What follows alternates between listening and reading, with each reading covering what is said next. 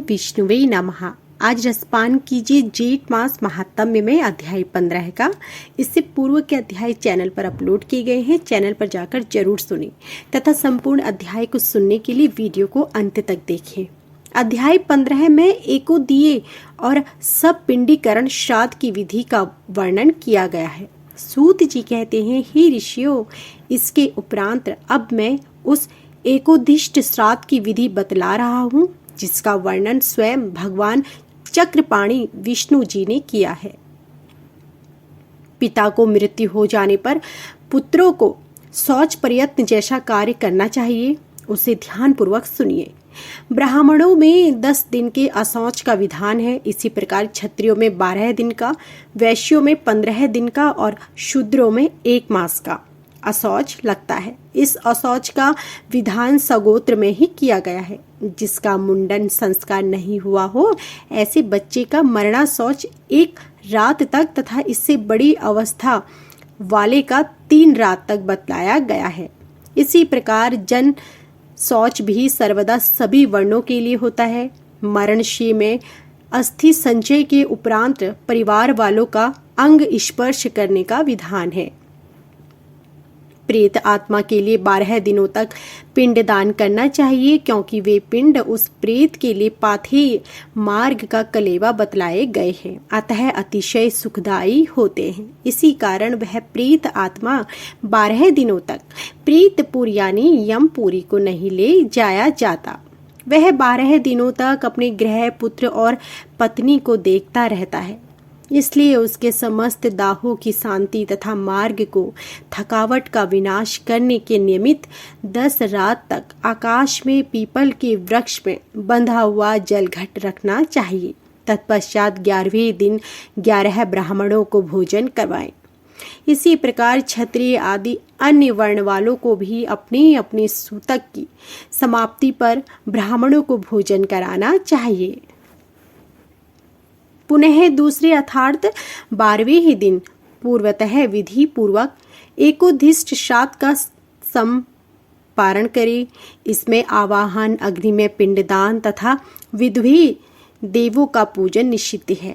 इस श्राद्ध में एक ही पवित्र, एक ही अर्घ्य और एक ही पिंड का विधान है। इसके पश्चात उपाति इस शब्द का उच्चारण करके तिल सहित जल प्रदान करे और स्वदितम इस संपूर्ण मंत्र को बोलकर अन्न को पृथ्वी पर बिखेर दें तथा विसर्जन के समय अभिर्मयाताम ऐसा कहें। इस प्रकार वेदज्ञ पुत्रों को अपने पिता का शेष श्राद्ध कार्य पूर्वतः करना चाहिए।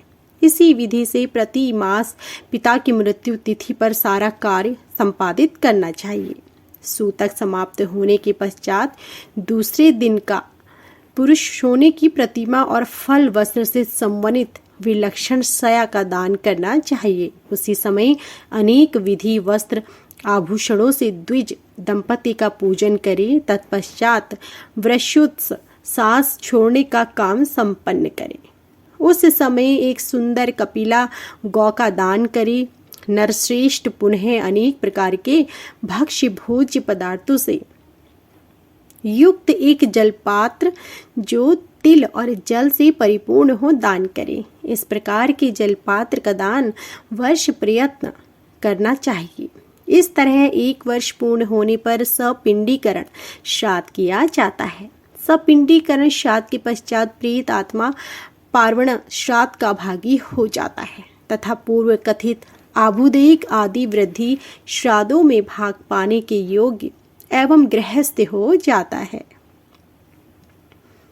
सौपिंडीकरण श्राद्ध में सर्वप्रथम विक्षेश्व देवों को नियुक्त करें। तत्पश्चात पितरों को स्थान दें और प्रेत का स्थान उनसे अलग निश्चित करें। फिर अर्घ्य देने के लिए चंदन, जल और तिल से युक्त 4 पात्र तैयार करें और प्रेत पात्र के जल से पितृ पात्रों को सिक्त कर दें। अर्थात प्रेत पात्र के जल को 3 भाग में विभक्त करके उन्हें पितृ पात्रों में डाल दें। इसी प्रकार पिंड दाता 4 पिंडों का निर्माण करके उन्हें संकल्प पूर्वक यानी पितरों और प्रेत के स्थानों पर पृथक पृथक रख दें। फिर ये समानावाजस इन 2 मंत्रों द्वारा अंत की चौथे प्रेत के पिंड को स्वर्ण शलाका या कुश से 3 भागों में विभक्त कर दे और एक एक भाग को क्रमशः पितरों के पिंडों में मिला दे।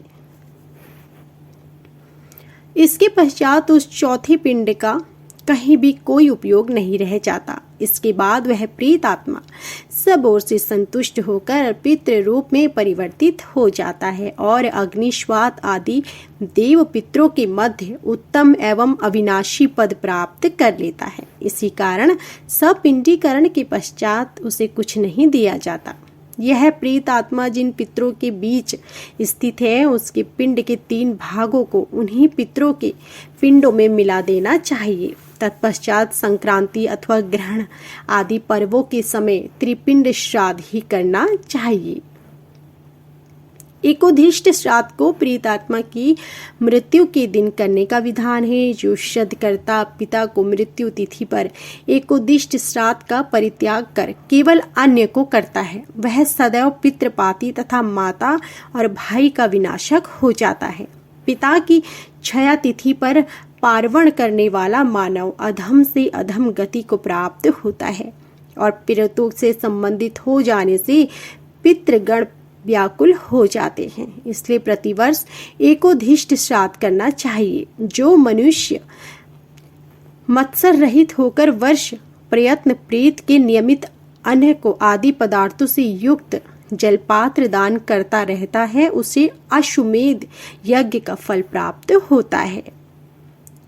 विधियों का ज्ञाता श्राद्ध करता जब आश्रम श्राद्ध जिसमें ब्राह्मणों को भोजन ना कराकर कच्चा अन्न दिया जाता है करे तो विधि पूर्वक अग्निकरण करे और उसी समय पिंडदान भी करे।